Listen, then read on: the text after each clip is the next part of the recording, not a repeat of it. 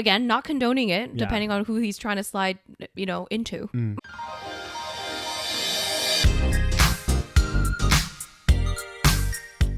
Hi, and welcome to the SaVeg Podcast. I'm Rose, also known as Cheap Lazy Vegan on YouTube. And I'm Daniel, one of your favorite guest stars on Cheap Lazy Vegan's YouTube channel. We're two friends who love to talk about the latest trending topics. So get comfortable and join us while we give our savage take on just about everything. You are currently listening to the previous episode of this podcast, but if you would like to listen to this week's episode and get some exclusive content, go over to patreon.com/thesavagepodcast. Hello, everyone, and welcome back to another episode of the SaVeg Podcast. Welcome back, everybody. It is July 10th. 10th. Damn, the time be flying. Time be flying. It's summer be flying. I know, and the city is alive. Yeah, There's so people right everywhere. now, if you guys don't know, we live in Calgary, which is in Alberta, which is called, it's also known as Berta, and it is the Texas of Canada, as they like to say. Yes. So clearly we love it here. We're stuck, guys, we're stuck in Texas. Someone come and save us. But every year in July, there is a big cowboy festival. It really sounds bad when we say it. It sounds so... hick. Yes. So there's a big festival called Calgary Stampede, which for some reason, I feel like in the last couple of years has gotten more traction, maybe because of social media. It could be that. It also could be like, I think because it was on pause for a bit because of COVID For a and couple stuff. years, yeah. So I think that has caused like people to go crazy this year. Yeah. Apparently they're like having record attendance. Really? Even this year? Yeah. It said, I was reading an article. More than last year? Yeah. Well, no, I think they said July 8th, I think was the busiest day on record. Really? Okay. Yeah. So a lot of people even coming out of town. Yeah.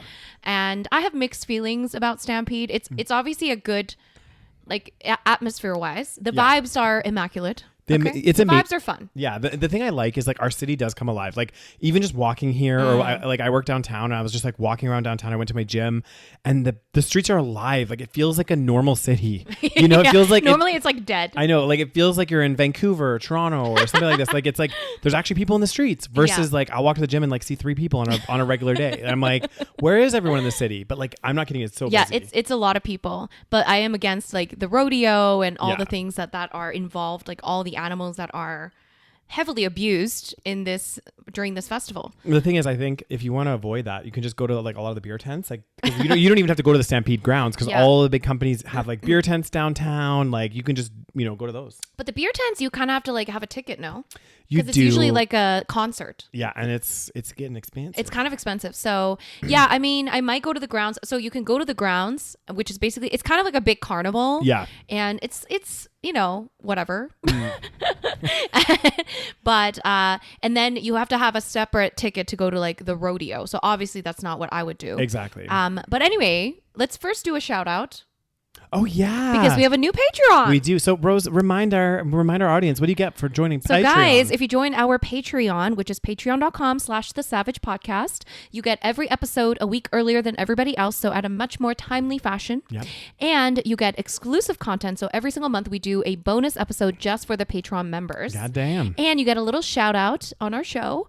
And you know what I just realized? And ad-free content. Yep. What'd you realize? We need to figure out what we're doing for July's exclusive. Oh God, we need to discuss this later when you're not in a dark place. I know, because also we need to figure out how the hell all the extra episodes we have to record. Like because guys, basically we're gone all of August. So we'll discuss after Stampede because this week is crazy. I can't. So, we say this every week. Anyways, like a Rose just like brushes it under the rug. Anyways, we want to give thanks to a new Patreon that joined. Yes, thanks to Nikki for joining our Patreon. So guys, make sure you join. It's patreon.com/thesavagepodcast and it starts as little as $3 a month. God damn, it'd be cheap as hell. So anyway, one story that we want to talk about, which is kind of related to Stampede. Oh yes. Because here's the thing. The Stampede, it's basically like a big carnival. Okay? So you go in, there's games, there's lots of people, all kinds of weird food, like lots of deep fried food. And then, of course, there's rides, okay? And you like rides? I used to. You don't like them anymore. I don't know. I feel like as you get older, you start to like them less. I don't know what it is. Like I used to love like roller coasters and that feeling you'd get in your stomach. I hate it. Oof. I loved it. I have always hated rides, like scary rides. I like very mediocre, not mediocre, very, very easy rides. Like merry-go-round, Ferris wheel. Yeah.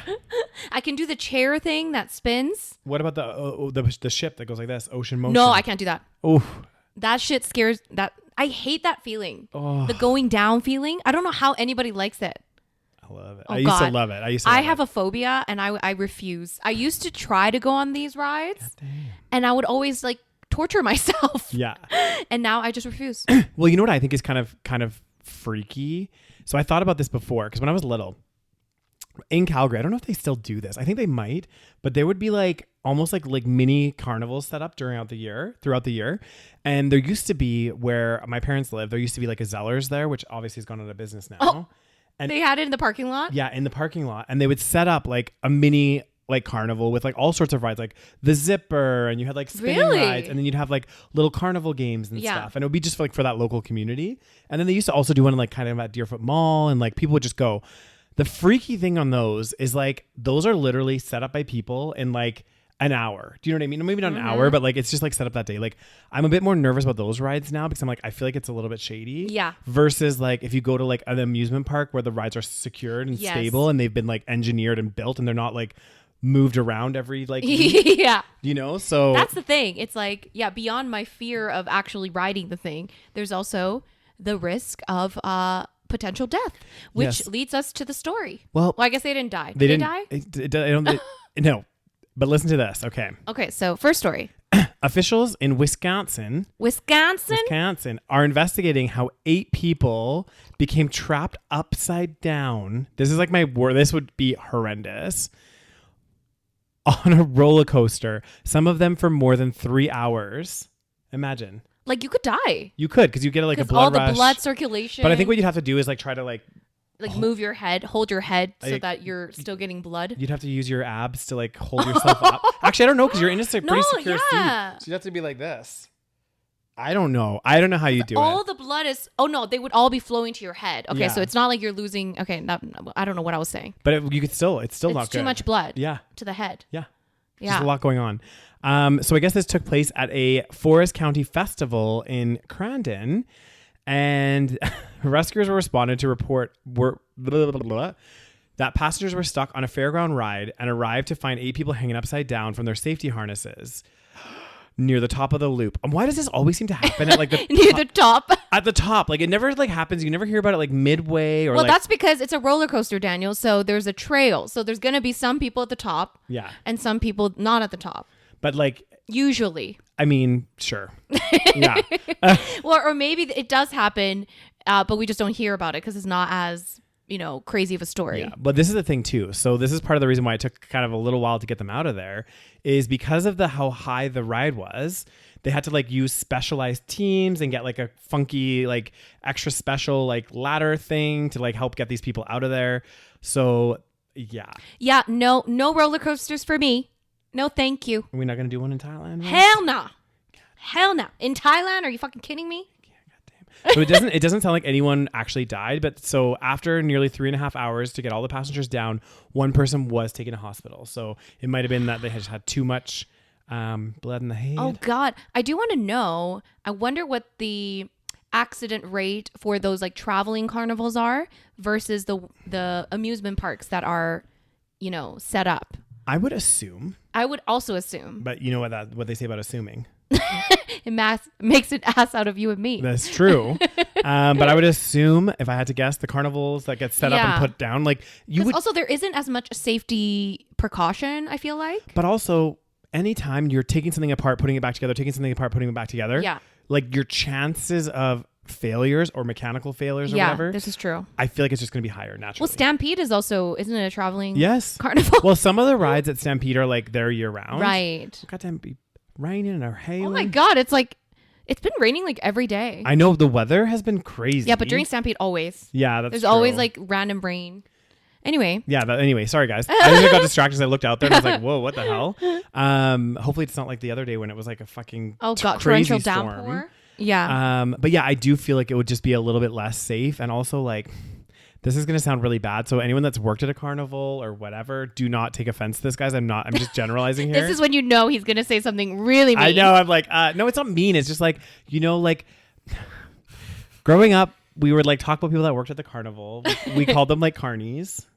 Right. Isn't that the nickname? I think that is the nickname. And quite often it was like very like, not that this is a bad thing. It was like transient people. Yes. There are people that like, might have been a little bit like alternative, I guess. They're not as like reliable generally. And so, yeah, those were the people putting together the rides. Are they? But they must be well trained on. Yeah, you would think. Yeah. So I don't know. But clearly there are accidents. Yeah. And the thing is, when there's always going to be accidents when there's like human, there's human error always. Exactly. And the thing is, no matter what, guys, no matter what you do in life, go on any roller coaster, there's always a chance something could happen. Exactly. Which is why I stay away. And that's why I don't leave my house. I'm going to become one of those people that's like, what is it called when you have that fear? Agoraphobia, is it? No. Maybe? Agoraphobia? Is that it? I can't remember. But that fear, guys, of like not fear of leaving the house. Because you're just scared something will happen. Yeah. And if you just don't leave your house, well, really that's the thing. Obviously I leave the house. I go traveling. I do a lot of things. Yes. Everything has a risk. You are right. Even if you stay in your house, there's risk. Okay. Yeah. Living has a risk. Yeah, it's true. Okay. But then there's certain things where it's like, I really don't need to do that, such as, and I know it's me because I don't like to do it, such as riding a roller coaster, doing, like bungee jumping, skydiving. These are, if something goes wrong, it's game over. Yeah. Well, it's like a higher risk. So there's certain things where are higher risk. Exactly. Yeah. Like, would I go into a tube and go into the bottom of the Atlantic? Probably not. You're not going to go down to the Marinas Trench? Like, we're I already living there. I watched Titanic the other day because it was trending on Netflix, which is just kind of bad, but You know what? Did you watch the whole thing? Yeah, well, I watch it in bits. So I watched like the first part, and then I was doing stuff, and then like the next day I watched like the second part. Oh, what a movie, guys. Yeah. I recommend everyone to go back and watch it again because it's such a masterpiece. Over the weekend, I watched a film called Dune. And what was it about, Daniel? It was very interesting. It's about this like society like that lives in space basically. Okay. And they live on different planets and all this stuff. And there's this one island that's like a desert. Okay. That produces this stuff called spice, which they use to like fuel their space travel basically. And it's just about like how they're like the emperor's trying to like get people to go there. Okay. And, like, well, not get people to go there, but anyway, it won like a bunch of Oscars for like best picture and like all this other stuff. So I was like, oh, I'll check it out. Like, was it on Netflix? Crave? No, I think it was Disney? on Netflix, I think. Okay. Yeah. Maybe I'll check it out. And the only complaint that I have, and I hate, guys, this is like one of my pet peeves with films, is like when it's like a fantasy or like an adventure film, and like when the talking happens, like let's say there's an intimate scene in like a cave, and they'll be talking like this, and you can't hear. Is it ASMR? And you can't hear anything. And then all of a sudden it's like like this, and you're like, okay, what the fuck? Sorry, guys, I didn't mean to do that to you. Well, you literally just did what you said I hate. So that's what I hate, guys. For those of you listening to the podcast, I apologize. Poor people that are listening with their headphones in. I know, and then all of a sudden I'm like, but like, have you seen that before? Where films are like, of course, the talking is so quiet. You have your volume up because they're talking, and then all of a sudden it's like a giant crash. Yeah, and you're like, why can't they not? I mean, these movies cost they have sound, technicians. Yeah. They have fucking technicians. I'm like, you need to get fired. They probably want the dramatic effect. Yeah, but I mean, do they want to burst people's eardrums? I don't think they care, Daniel. God, and I felt like Dune. That was one complaint that I had, is like it flowed really badly. Okay. There was like, it was kind of choppy between the talking scenes, and it was actually kind of cool because one of the guys, he's learning to like, there's also these people that are a little bit magic. Okay. And they can control people with like telling them what to do. A little bit magic. Yeah, so they would say things, and their voice would get like distorted, and they'd be like, "Oh, give me a tea." Is it more action or more drama? More action. Okay, I'm not. I don't really like action generally. Yeah, I'm more of a drama, comedy, sometimes horror. I like pretty much all kinds of movies. Yeah. I literally don't have a genre that I hate. Do you like Titanic? I love the Titanic. God damn, it'd be so good. I like all movies, guys. It's so sad, and also just like seeing the scenes again where. One of my favorite scenes, which I think is underrated, is the scene where like your French girls. I mean, that's iconic. Okay. The steamy scene where and then she says, "Wearing this wearing only this. God damn. The number of little teenage boys that were probably like, oh my God. Like, whoa. No, one of my favorite scenes is because obviously the reason why I love Titanic is because obviously we have the love story, which is lovely. And it also has that socioeconomic disparity discussion, you know, first class versus third class. But I love how it's like obviously tied to the real story of Titanic and it shows that tragedy as well. So one of my favorite scenes is the scene right before that VHS tape cuts off. Do you know exactly what I'm talking about? No. Oh, remember when Titanic came out on VHS? And it was a two. Yep, I do remember video. that. I do remember and that. And the last scene of the first video is when basically it's hit the iceberg and all of the kind of leaders of the ship, they gather. And then the Mr. Andrews, the one that designed the ship, he comes down because he like knows he's like an engineer or whatever. Yeah. So he like comes down with the map. He puts it down on the table and he's like, these compartments have been, you know, they're now like, you know, ruined. And he's like, that's 5 compartments. She can stay afloat for the first 4 compartments, not 5. Can you imagine being in that situation? No. And the acting in that scene is so good. I like rewatched that scene so many times. He's like, that's 5 compartments. And then like what's the Ismay guy, the one that wanted to go faster. I think he's the one that like owns the ship. Okay. Yeah. And he was like, when can we go? And he's like, that's 5 compartments. The ship cannot stay afloat after 5 compartments. Fuck. And then they're all like, oh my God. And then Mr. Ismay is like, and then Mr. Andrews is like, from this moment forward, there's nothing we can do. Titanic will founder. And then everyone's like super fucking dramatic. Yeah. And then Mr. Ismay is like, but the ship cannot sink. And then Mr. Andrew goes, she's made of iron, sir. I assure you she can. And she will. It's a mathematical certainty. And apparently he did actually say that sentence, mathematical certainty. Yeah. And then it just like shut off all the hope. Oh, that scene is like, because like, you're just, because I was like imagining being in that situation. Yeah. Just imagine you are the captain, you are the maker of the ship, you're the owner of the ship. And someone's literally being like, because it hit one extra compartment, this is going to be at the bottom of the Atlantic. Yeah. And it was the ship that was dubbed the ship that couldn't sink. See, they shouldn't have done that. They fucking jinxed it. I know. Like, if you want to talk about Murphy's Law. Yeah, exactly. Like, do not call a ship unsinkable, guys. Unless you want... Unless you want a tragedy. Exactly. Holy shit. I can't believe they actually did call it that, right? Yeah. Like, that's insane. The unsinkable... It's like calling a plane that could never crash. Never disappear. Yeah, so... That freaks me out. That scene, because the acting's so good as well. So I was just thinking, oh my God. Yeah. Just picture that situation. The amount of, and then as the captain, you kind of know you got to go down with the ship. Oh, yeah. You know what I mean? And then the maker of the ship. Also just like thinking, especially because like reflecting, because they were like, oh, you know, this ship is unsinkable. Yeah, so they just kept saying it too. I know. So they didn't have enough like life jacket. Like imagine just like lifeboats. Because then automatically your brain starts thinking, okay, the ship's going to sink. What do we have on? Oh, fuck. We don't have enough lifeboats on this on the ship. Well, that was another discussion in that scene where basically the captain was like, how many on board? Yeah. And then one of the guys is like 2,200 souls on board, sir. And then they just all know there's not enough lifeboats. Fuck. Not enough by half. So fucked up.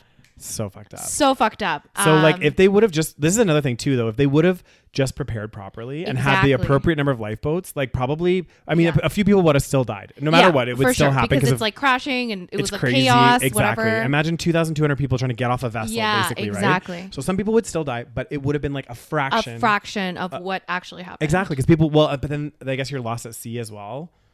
What they called, so basically what they did was initially what happened was after the situation happened, they were calling out for help, right? So they found another ship, but the ship was too far and it was 4 hours away. Yeah. And the ship was going to sink in an hour or 2 max, they said. Yeah. So by the end of the 2 hours, I think it had fully sank. Yeah. So basically the other ship was coming. So as long as you're on the lifeboat, they will like find they'll find you, right? But as long as the water doesn't get too rough and stuff though too. Right. So that's another thing. You gotta like move fast away from the boat because it's like obviously like sinking. Well, yeah, because you think it sinks and then it pulls so much water pressure. Exactly. Yeah, and then the water is going to be all fucked. Yeah. It's. But I think anyone that was on the lifeboats were okay. Yeah, I think most of them survived. Most of them were fine. But this is why, like, literally, I'm sorry, guys. Like, for those of you that like to go on like cruises and all this stuff, like, I have literally no desire to go on a cruise. To go on a boat anywhere, like not a boat. Like if I'm on a lake or something, I'll get on a boat, right? Like, Yeah. and I'll do that, and like a little ship to go to like a little island, you know, like Sure. I've done that in, like Mexico before and stuff, right? But like to go out into the like open ocean, right? Like to take out, like imagine like taking a boat from like here, or like not here, but like the coast to like England or something. No. I mean, does that mean you don't want to go on a gay cruise? I will not go on a gay cruise. It's not a big thing in your world. It is a huge thing. In fact, I think that my homosexual card's revoked because I haven't been on a gay cruise. I mean, you could probably do one that's like a little bit on safer seas, Yeah. or maybe in this, like in the summer, would that help? Because obviously the water was cold. That was a big reason why a lot of people died. Yeah, because of the water being so cold. Hypothermia, right? Exactly. Yeah, I think once you get onto the open seas, like I'm like, I don't know if it matters if it's summer or not. I think that water's still fucking cold. Yeah. Well, it might not be freezing though. That's true. Well, and where the Titanic was, if you think about it, there's icebergs in the water. Yeah, so exactly. That's like giant ice cubes. Exactly. So of course, but oh God, I think it's so bad. It is. I think maybe I would do one of those cruises like down in the Caribbean or something. Cause Sure. it's like it's still open waters. There's still a chance of dying, obviously, but there's like a little bit more land around. So basically, we've established that I don't do roller coasters. You don't do cruises. Yeah. We don't want to be in open water. I don't want to do bungee jumping. Would you do bungee jumping? No, I don't think so. Not now. So basically, should we just stay in our homes? No. Okay. I still want to do other things. Like I want to Yeah. go travel and like I'll get I on know. planes. I have no issue getting on planes. I do wonder what's the stats? Plane versus ship. What's more dangerous? Okay. Again, I'm gonna throw it out there. I'm assuming, guys. This is very Let me Google this while you throw it out the there. Assumption podcast. I do feel like your chances of surviving a shipwreck would be higher, only because, and this is, hear me out, guys, only because generally if a plane crashes, like you're falling from such a high height down. Yes. That your chances of whereas a ship, it could crash. You could get out of the ship. Yeah. Maybe get on a lifeboat, maybe get on a floating piece of the ship. Yeah. And have a higher chance. You're not going to die from the crash generally. Necessarily, yeah. You're going to die maybe from the water temperature or like something being else. pulled under, drowning. Yeah. Exactly. So but you can kind of like try to, I think it's probably less. What's the stats? Am I wrong? So you think ship is less or airplane is less? I think that your airplane, you're more chances to die. No. You have to tell me what's riskier. Oh, so airplane. So you think there's more deaths by airplane or more deaths by ship? No, what I was meaning. No, but I'm looking for one or the other. Which have more deaths. I think that there's probably been more shipwrecks than there has been plane crashes. So you think... But I think if you were in... Okay, hear me out here, guys. Like, this is getting confusing. I understand your logic. If I was in a plane or a plane that went down versus an boat that went down, my personal chance of survival is going to be higher on a ship But than are on a there plane. more shipwrecks? And therefore, are there more deaths on ships or more deaths on planes? I think that there's been more shipwrecks. So I think that there's been more deaths on open water. Final answer? Final answer. Right or wrong? Are boats safer than airplanes and cars? Mm. There's only a 1 in 10,000 chance of dying on an airplane. Okay. I don't like that chance. And only 5 to 6 deaths per 100,000 registered recreational boats. Mm-hmm. So... That doesn't answer the question, though. 1 in 10,000. Does that mean there's 1 in 10,000 deaths of... Yeah, why do they write it like this? I mean, it's stupid. But like, you got to compare... It still shows you... This actually validates my argument on myself. Yeah, I agree with that. If I got in a boat crash, I'm more likely to live than if I got in a plane crash, which validates that. But... What has there been more in the history of humanity? Where has there been more? Know. You know what? I give up, Rose. We'll figure it out later. Yeah. If any of you guys know, comment in the comment section below. I mean, yeah, I don't like the way they word it. Okay, so guys, are we not understanding? There's only 1 in 10,000 chance of dying on an airplane and only 5 to 6 deaths per 100,000 registered recreational boats. No, this doesn't help. No. Because that doesn't answer. It's not. You're comparing apples to oranges. Mm-hmm. How is this? Guys, Google sometimes fails us. Google fails us a lot. Next story. God damn, Roses. The next story is close to your heart, Rose. Is it? So, guys, Jonah Hill, the beloved actor and now infamous actor after this story. Oh, God. Apparently, people are... Oh, it's blowing up. People are divided, though, aren't they? Are they? Let's talk about it. Okay. So, basically, Jonah Hill, I guess, I don't know. You okay? The fuzziness from this just touched my Lips. So I guess Jonah Hill, the actor that was in, what was he in? He's been in a lot. Superbad. Yeah, he was in Superbad. He was in the Wall Street one. Wolf of Wall Street. 21 Jump Street. Yeah, lots of like really big movies. Yeah. I guess he was dating someone named Sarah Brady. And she has recently released alleged misogynistic texts from Jonah Hill and accused him of emotional abuse. So the texts, did you see the texts? I haven't seen them yet. I'm hoping they're that they're pretty in this. crazy. Are they? I definitely saw them. And also he looks funky. He looks so different. But Yeah. It's because he's lost so much weight. He's lost a lot of weight. He definitely looks like a different person. Yeah. So I guess she is like a model / surfer sort of person. Let me find the text. Yeah, I want to see the text because Okay. it doesn't have it in this article in particular. It's probably written somewhere, but hold on. Jonah. Because basically, I allege that she was, the texts were apparently he was criticizing her for posting like swimsuit photos. And I guess she's a surfer. So he was also like critiquing her for like surfing with other men. I know. It's which I'm absolutely like, ridiculous. What the fuck? Like, I saw it and I was like, this is ridiculous. Yeah, see if you can find the actual text. Okay. Well, okay. So I don't know what this part is. Take some accountability and operate with respect. It's just that simple. Because I'm tired of your attitude towards surf culture that contest and that place because I deserve respect. I don't know what that means. Period. I have been more than patient. And then shit like this is still okay. I don't know what the context is. I need to find that one where here it is. So this is the one, I think this is the part where it got really viral. He wrote, plain and simple, if you need, and he wrote in point form, surfing with men, boundaryless, inappropriate friendships with men, to model, to post pictures of yourself in a bathing suit, to post sexual pictures, friendships with women who are in unstable places and from your wild recent past beyond getting a lunch or coffee or something respectful. I am not the right partner for you. So basically, if she needs any of these things, he is not the right partner for her. Yeah. Because it says, if these things bring you a place of happiness, I support it, and there will be no hard feelings. These are my boundaries for romantic partnership. My boundaries with you based on the ways these actions have hurt our trust. Okay, question number 1. Why are you texting this? Yeah. Okay? Like, clearly they were in a relationship. They were together for like, it sounds like a year. 1 year, and you are discussing this like over text like this? Yeah. But also, what really bothers me, okay, there's a couple things. I'm gonna play devil's advocate too here for a second. You're gonna defend Jonah Hill. No, I'm not gonna defend him. I'm gonna say that's playing devil's advocate. No, well, yeah, that would be playing. I'm not playing devil's advocate. So you're not playing devil's advocate. What I was gonna say, controversial opinion, but like, do we know for sure those texts were from Jonah? I see what you're saying by devil's advocate. Because you know what I could do? I could change Rose's name in my phone to anything and then screenshot it and say Rose or whoever said XYZ. I mean, again, I'm not saying that that's what she did. Yeah, but I'm just saying, especially when true. you're dating like a celebrity, like if you've been linked to a celebrity, there's some people that like, and again, guys, I'm not saying that this is what she's doing, but we have to be like mindful that maybe she, thank you, Rose. Maybe she's doing this to get a little bit extra fame or, you know, throwing Jonah under the bus. I don't know, right? Like, we don't know. So that's one thing. It could be right, could be wrong. What also, if that is from him, how are you in this century, first of all, also the industry that you work in, how are you so insecure? Yeah. But maybe it is because of the industry he works in. That his girlfriend, for example, posts pictures with a big bathing suit on.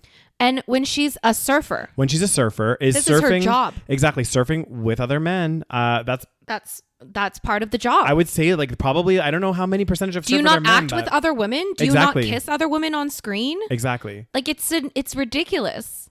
And I don't know how long. The double I guess standards. I mean, let's look at this article because, like, how long did they date before he sent that message? Because the fact, and the kind of ironic part is, and I feel like this, I'm sure it's been somewhat proven that it was real. I'm not sure, okay, Yeah. but it seems to be the consensus that it's a real text. Okay, Yeah, it so sounds we're like assuming it's real. Yeah, assuming it's real. But you're right. In any situation, we do have to at first make sure it's real because we don't know. Exactly. But basically, it seems as though he had initially DM'd her and basically was like, "Ooh, I like your surfing pics." So he liked the photos before he was dating her. It's crazy. So it's like, okay, so now that we're dating, all of a sudden you want to control my job. You want to he's like, oh, you can't model, you can't surf. Okay, you can't have relationships with women who are unstable. Like what the fuck? Like who are you to say who are going to be friends with and not? You know, clearly, what I mean? Like someone sounds unstable and it's not her friends. Exactly. Like I don't know. If I'm sorry, guys. If I ever had a boyfriend or partner, that texts me and told me this kind of stuff, good riddance. Good riddance. Bye-bye. Like, I'm sorry if they're like, oh, you know, you can't be posting in, you know, because we post in our bikinis, in our bathing suits. Do you post in your bikini? Not often. Okay. You know, like those are for my personal collection, you know? Yeah. But like we post in our bathing suits, we post these things. If someone was like, oh, you can't be hanging out with this person or this person because X, Y, Z, I'm like, it's so controlling. I had an ex-friend once. Ooh, an ex-friend. Ex-friend. So I don't have that many ex-friends, but I have a couple. Okay, explain. And one of them met me in London. Yeah. I'm not going to go too far into this details because obviously in case she listens to this podcast. You met this person in London. Well. Or you had known this person. I'd known this person. Do I know this person? Yes. And we had I know her I'm making the face. Is it the person I think you're talking about? Yes. Okay. And they actually, we ended up, like she happened to be in London for like a trip or whatever. And we met up and basically cornered me and was like telling me who I can and can't be friends with basically. And I was like, what? And you weren't dating this person. I wasn't even dating this person. And I was like, hang on a second. Why are you doing this? I almost laughed. I was like, this is actually outrageous. Yeah. Like I don't like conflict very much, but I was just like, when she started saying that, I was like, that is very strange. I like basically was like, okay, this conversation's over. That like, is very strange behavior. Yeah. So can happen. So yeah, I mean, what are your thoughts, Rose? What are your thoughts on Jonah Hill? God damn. I mean, kind of strange. It is. Obviously, we don't know these people. Yeah. But I wouldn't have expected it from him. I don't know why. He seems quite chill. Yeah. But maybe just his characters that he plays. You know, I have no idea. So obviously, I don't know this person. But I think it's very inappropriate. Here's the thing. If you want someone that does not surf, that does not wear bikinis and post them online, that does not have unstable friends, all that stuff, you look for that person and you find that person that doesn't post it, that doesn't have guy friends. Exactly. You don't start dating someone and then start to like try to control them. Imagine you started dating some guy and he was like, oh, by the way, I don't want you being on the internet. Exactly. You need to shut your channel down. Exactly. I'm just like, I'm sorry. Who'd you think I was when we met? Exactly. And that's what's so hypocritical about this whole thing. It's like when he slid into her DM, I think that's what people were saying happened. When he slid into her DM, he was talking about how like, oh, he was like liking her surfing photos and liking her bikini shit. So it's like you can somehow get in there through those. Maybe that's why he's like, oh, it's because I liked it and therefore I don't want other men to like, you know. And it's like, come on now. Well, people are also saying like, they're like, oh, she shouldn't have posted this. His new girlfriend, I guess, who he already has a new girlfriend. Okay. She gave birth. Oh, okay. So they had a child, and the girl, Sarah Brady, the one that was the ex-girlfriend, she said she waited, and this kind of makes sense, but she was like, because people are like, why would you post this? His girlfriend just had a baby and you're posting all this like stuff about him. And then she goes, well, I wanted to get it out there, but she's also like out of respect towards the pregnancy, because pregnancy can be risky, right? Right. I didn't want to put this out there and add extra stress to her while she's pregnant. Interesting. So she waited till she had her child and then was like, fuck you. Interesting. Yeah. How do we feel about her posting it? I'm a bit torn, I think. This is a good question. This is the controversy. Because, you know, they're not together anymore. So actually, that's a really good question, because like, imagine you're with your partner. Right. You guys split up. You're no longer together anymore.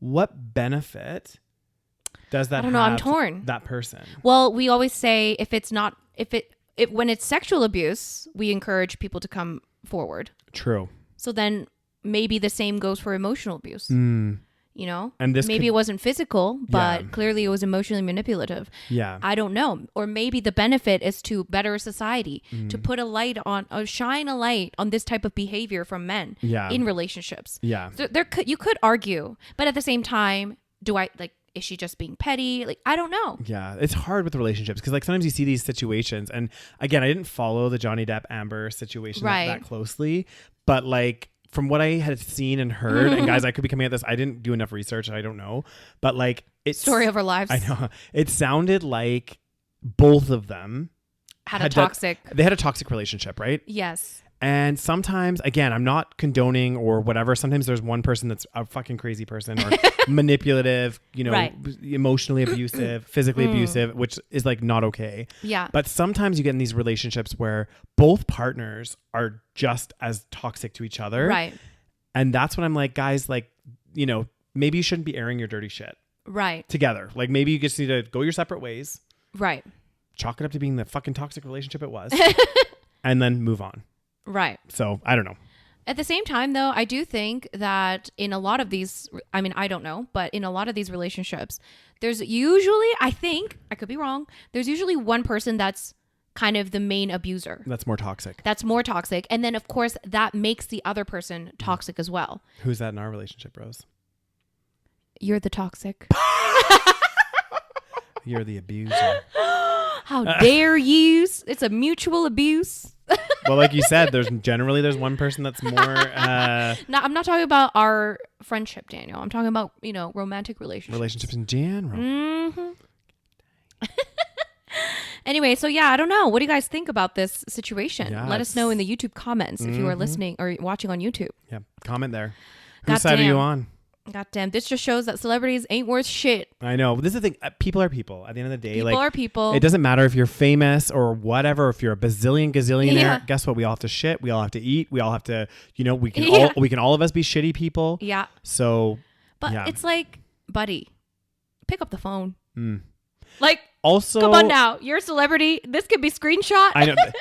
The read receipts are real. The read receipts are real. Like it's like when all that scandal was happening with oh God, what's his name? Oh, Adam Levine. Well, that was another one. Yeah. But the one I'm thinking of is the makeup guru guy, the James Charles. James Charles. And he had all this like scandal that he was like hitting on this like straight guy, and like he was like trying to take advantage of people. And then I saw recently more stuff came out about him. And it was like more screenshots on Instagram where he was sliding into some people's DMs. Right. And I'm like, I don't know if it was him. Who knows? But I'm like, buddy. Just do not. Do not. Yeah. But then that's how he's trying to get, like, I guess it's a little, not to defend his action. Yeah.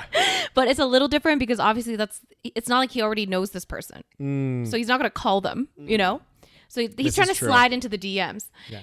Again, not condoning it, depending on who he's trying to slide, into. And also, I think, in that situation, some of those, like, quote unquote straight guys, some of them were, some of them maybe not, I don't know, but they would, like, go along with it for a while. Do you know what I mean? Like, are we victim blaming? No, we can't victim blame.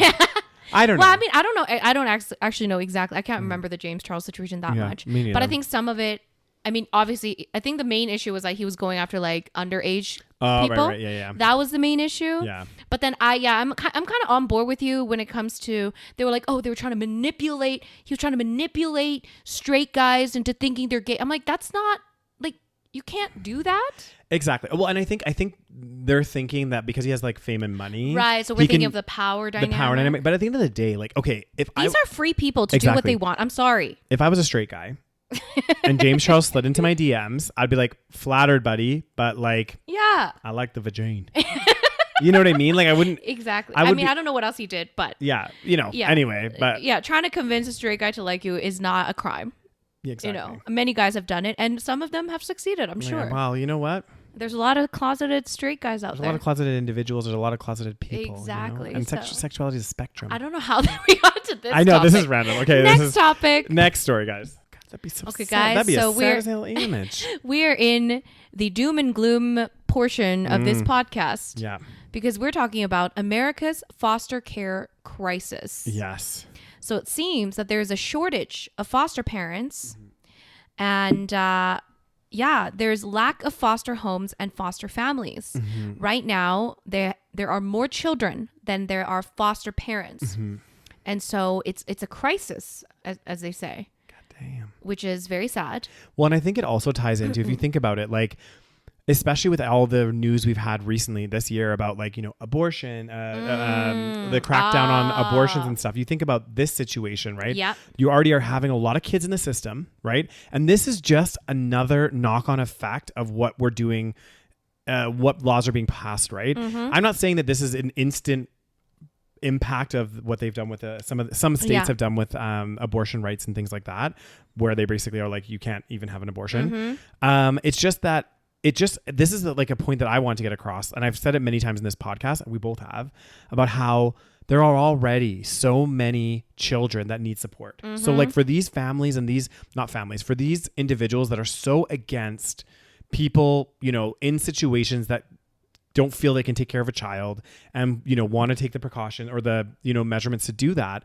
they're not registering as foster families. Yeah. Maybe some of them are, guys, but a lot of them aren't. Like, and that's why you're running into this problem where there are so many kids in a foster care system where we already know, like at least in many countries, the social work, foster care, all of these programs are typically historically like underfunded. Yeah. You know, they don't have enough people supporting the program. And it's just really, really challenging. And it creates these knock-on effects of, you know, well, what happens to kids if they don't have foster families? I know. They're in orphanages. Yeah. What happens? Are they just in an orphanage? Yeah. And, Pretty you know, much. of course, Texas has been struggling for years with finding foster care homes. Again, all these states, North Carolina, I'm pretty sure that's also a Republican state. I'm not sure. But a lot of the states that push for anti-abortion laws, Yeah. they don't fund. That's the thing. It's like, you're going to do that, then you got to fund these programs. Exactly. This is the thing. This is exactly the point. Maybe not at the individual level, but if the government is saying, hey, you know, we're not going to support, or we're going to put these laws in place where it really restricts and makes it harder for people. Which they shouldn't do. Exactly. They shouldn't. But they're going to do this. Well, on the flip side, they need to invest more money then into these social programs, because But they won't. Exactly. We've said this before, like a single mom doesn't have the support she needs. No. Really. Like, so not only is she not getting the financial support probably that she needs, but then also the kids that end up in the system, they're also fucked. Oh God, they're really fucked. Yeah. I know. It's so bad. And yeah, it's always the same states that are pushing for, you know, celibacy, you know, kids don't have sex, you know, and also they don't want birth control because they're really religious. Yeah. Same people that don't want abortion yet. And of course, surprise, surprise, it's those states that have the highest teen pregnancy rates, the highest whatever, all these issues because they don't give a fuck. And then there's all these issues with kids that don't have foster homes. And so it's funny that in these states that are so pro-life and that they care so much about the kids, Daniel. They just care so much. Yeah. Yet they're not opening up their doors to be foster parents. No. Like, Exactly. hello? Like, what the fuck? You can't have your cake and eat it too. You know, but Apparently they're, they think they can. but they're so worried, you know, the number one. They're pro-life. They're so worried about that life. Yeah, they're worried about that. And also, you know, like obviously, you know, the amount of murders and killings that happen because of the drag queens. So they're also worried, like, we need to protect our children from that. It's just ridiculous. It's crazy. Yeah. It's crazy to me when we have facts and figures like this, how government officials that are debating these topics, it's like there's no leg to stand on. Like, I just don't understand It's how. so bad. It says here, in California, the shortage is so severe. Yeah, California's pretty bad. That some children have been sleeping on top of conference room tables, desks pulled together, and on mats on the floor. How is this possible? That'd be sad as hell, Rose. In the richest country in the world, you have kids that are sleeping like in a fucking conference room. But again, we have to remember they're richest by GDP, right? But that wealth is concentrated in. Yes, I know. This is That's again why it's messed up. This is the fucking problem, guys. Yep. Wealth is concentrated. This is why you got to tax the rich. And then all this shit happens. It's so fucked up. Next story. Fentanyl on Instagram. How social media is being used to push deadly drug in North Texas. God damn. What? So basically, what they were saying in the article. Okay. Two rival criminal.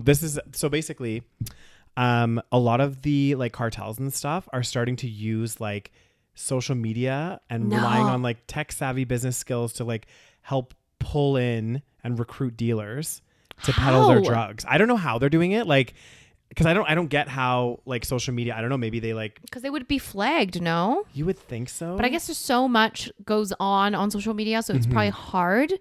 Maybe they do it in a more sneaky way. Interesting.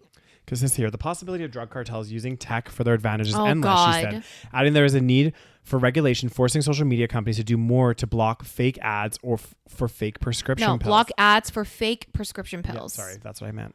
So is it them being like, oh, get these prescription pills, but actually it's fentanyl? Well, they obviously they can't say on social media that Right, it's fentanyl. yeah. So they'll probably have code words and like all kinds of Right. stuff. And they're saying, I guess it's quote unquote, fentanyl is a social media drug, which is fucking scary. What? Yeah. Guys, fentanyl, you need to stay away from fentanyl, okay? Yes.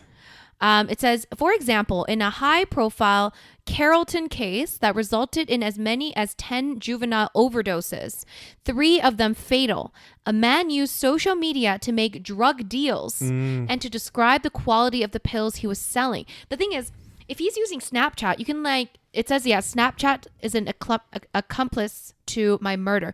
So because a lot of young kids nowadays, they use Snapchat. You know, Yeah. we're beyond that generation. We are beyond that generation. But a lot of kids now, they're like, oh, add me on Snapchat. I know. So I think, and on Snapchat, you can message people directly and that message goes away. So I'm Yeah. assuming that's one way. He's probably just like, hey, you want to try some like fun drug? Like blah, blah, blah. Well, and this is the thing too, because like Snapchat, this is also, guys, on a side note, how you know if you match with someone on a dating profile and they're like, add my Snap or add me on Snapchat, like too young for me. Yeah, too young. Too young. But Anyone over the age of 22, okay? Get off Snapchat. But if you do Snapchat, like I did use it a couple times, like I randomly. used to like long time ago. I used to love it, like for face swap and stuff. When it first came out. When it first came out. But when you send somebody like a picture and stuff, it's like for 24 hours or something. Yes. And then it disappears forever.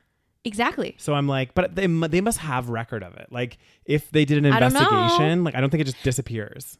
Well, I don't know, because that was one of the kind of concerns with Snapchat, because a lot of people would use Snapchat to send nudes and stuff. So people were saying, are they keeping our nudes? So I don't actually know. Yeah. But there's so many snaps being sent back and forth.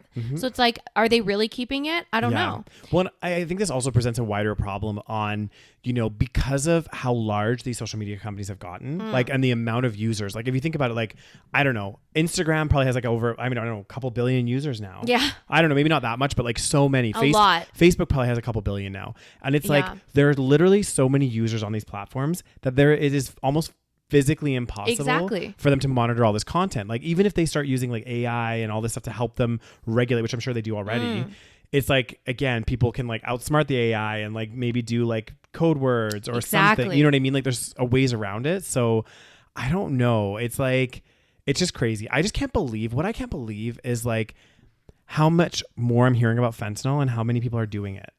The crazy thing is, are they actually doing fentanyl knowing it's fentanyl? Because what I've heard is that oftentimes, because guys, the reason why fentanyl is so dangerous is because it's very easy to overdose on it. It's so potent. It's very potent. Yeah. And the thing is, one of the reasons why a lot of people, we had a big fentanyl, I mean, we still probably do in Canada as well, where basically drug dealers would lace like cocaine, for example, with fentanyl, because fentanyl is cheaper than cocaine. Yeah. So they'll they'll sell it as cocaine. They'll cut it in. Yeah. They'll lace it. They'll sell it as cocaine.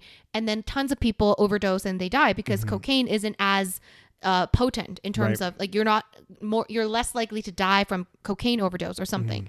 So that's the biggest danger of fentanyl, is that it's very easy to overdo it. It is. Yeah. And there's actually and I was like watching this documentary the other day about something even scarier. Oh God, Daniel. So apparently some dealers are like cutting fentanyl with, I guess they said it's like a horse tranquilizer. Oh my God. They call it like trank.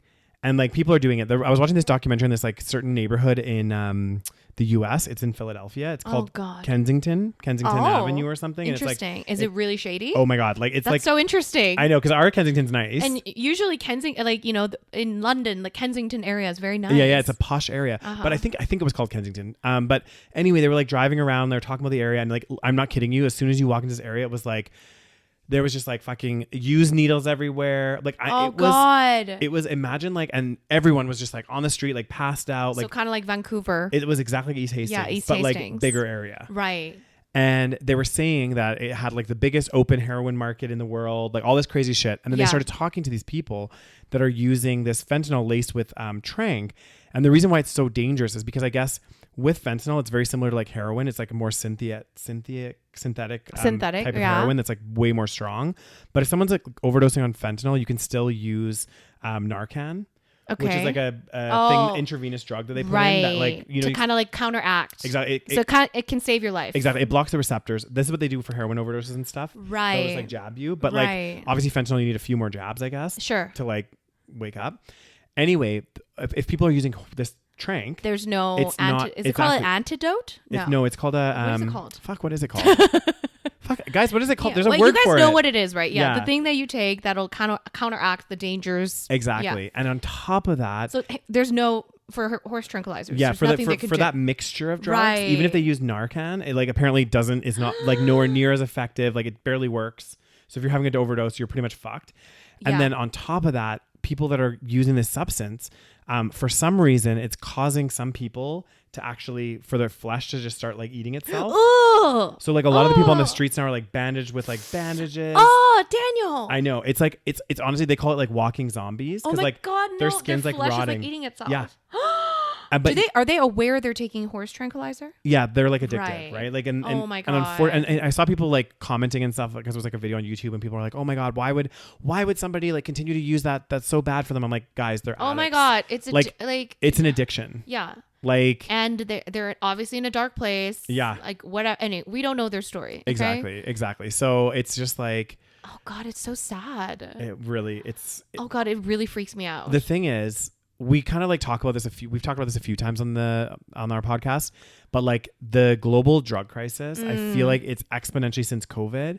It's gotten a lot worse, like a lot. Worse, like I hear about, especially like not just down in the States, but even up here in Canada now. Like, here in Canada, big problem. Yeah, like even in Calgary, I've noticed so much change in the last couple of years, where there's just way more people on the streets. Yeah, like I don't know if it's like cost of living crisis, part of it. There's like so many other things. There's these new drugs hitting the market that are so addictive and so bad for you. Like, it's crazy, guys. And on that positive, I'm just kidding. I think there's one more story, Daniel. There is. It'd be another fun one. Oh God. We started with the fun one. Well, kind of fun ones, less crazy ones. And now we're back to the doom and gloom. Oh, this one's kind of crazy. Yeah. So, Texas man reported missing as a teen 8 years ago has been at home with his mom all along. Yes. So, what the actual fuck? It's actually a kind of sad story. Oh, is it? Yeah. Oh no, was he like abused? Okay. So apparently he was reported missing 8 years ago. When apparently what had happened was he was reported missing 8 years ago, actually returned home a day later, and had been basically at home with his mother all along. I guess what had happened was how did they find the guy? So he's now 25 years old, returned home March 8th, 2015, one day after he was reported missing. Yeah. And then oh, here we go. He was found, because I knew they found him. Basically, they found him. I guess they found this boy. Well, now he's 25. 25, so not boy, man now. Rudy. He's a man now, yeah. So they found him, I guess, asleep outside in front of an East Houston church. Okay. More than 8 years after being reported missing. And like at the time, apparently when they found him, he was like really incoherent, like not speaking properly. And people were like, what is going on? Like they were like, what happened? Yeah. And then I guess he had like an interview with somebody when he finally like came to my better, came to. And he was just like talking about how like his mom basically had like told him when he went missing and he came back home, she had kind of manipulated him and told him the police were still looking for him. He was in lots of trouble. So he had to like stay hidden. And then during that time, like just basically abused him. No. Yeah. Like badly? Yeah. So why did she keep him? Like what is the purpose? To have control over him? I have no idea. Oh my God. Well, I think that's part of it. I think she has like a lot of like. Where does it say he was abused? Did it say that in a different article? Yeah, it was a different article. Okay. Let me find the one. Right. So basically, yeah, this guy has been just at home for 8 years. 8 years, Daniel. Yep. I wonder why he was outside. Like, what had happened with that. He went missing in Houston, Texas. Oh, God I've been damn. there. Yeah, he claimed that he was severely abused and drugged by his mother, who had hidden him in her home. Mm-hmm. What the actual fuck? Yeah. This is crazy. So yeah, he was 17 when he was reported missing, and now he's 25. And when they first found him, is that him? No, that's somebody else. Him. Okay. Yeah. That's the person that interviewed him, I think. Right. Okay. Because he was like, I think that's him. Right. And basically, I see, right. yeah.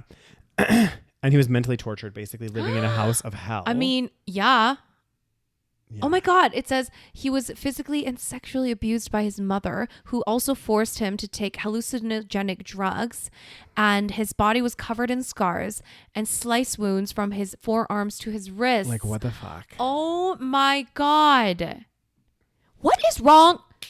Okay, seriously. Mm-hmm. What is wrong with people? What is wrong with parents? What is wrong with people that have kids that do this to their kids? I have no idea. This is like the worst. It is the worst. I don't understand. Why have children? I know. And how can like a parent do this to their child? Like it actually makes no sense. And the amount that it happens, I'm sure it's, you know, in the grand scheme of things, percentage wise, it's probably not that high. Yeah. But we hear about it all the time, like child abuse, all these things. Exactly. It's like, how do you do this? Exactly. See, it says here too, when he returned to his mother's house, when he first disappeared, came back a day later to his mom's house, she convinced him. See, it says. So he actually ran away. Is that what happened? I think he like ran away. And then he came back and he was like, okay, fuck this. And then she told him right. that he needed to hide or he would be arrested by the police for running away.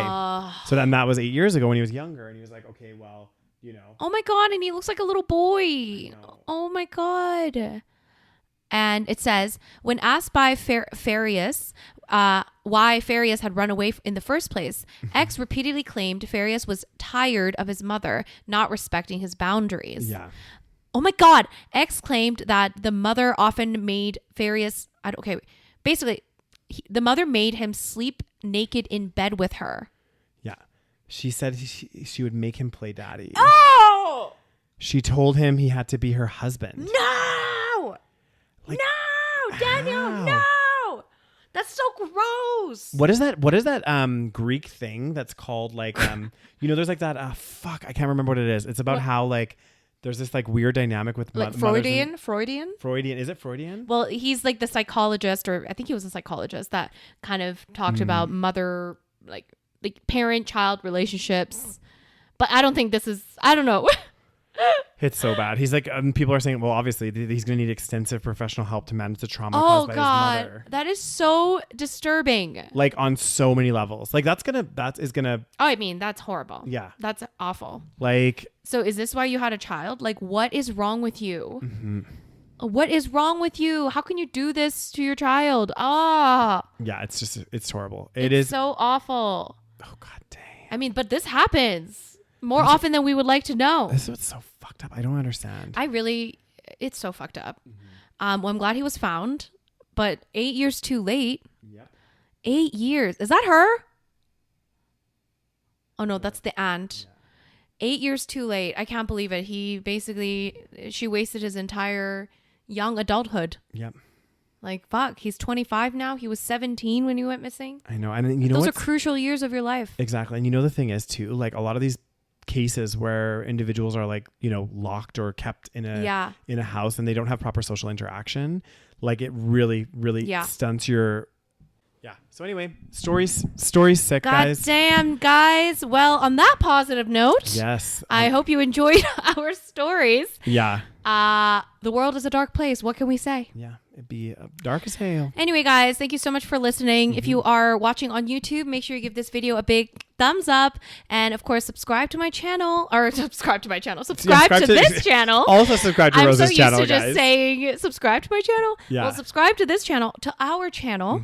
If you haven't already, make sure you follow us on whatever podcast platform you listen to us on. Make sure you give us a 5-star review. Those help a lot. And of course, join our Patreon. Patreon.com/The SaVeg Podcast. Yes, guys, thank you so much for listening, and we'll talk to you guys next week. Bye.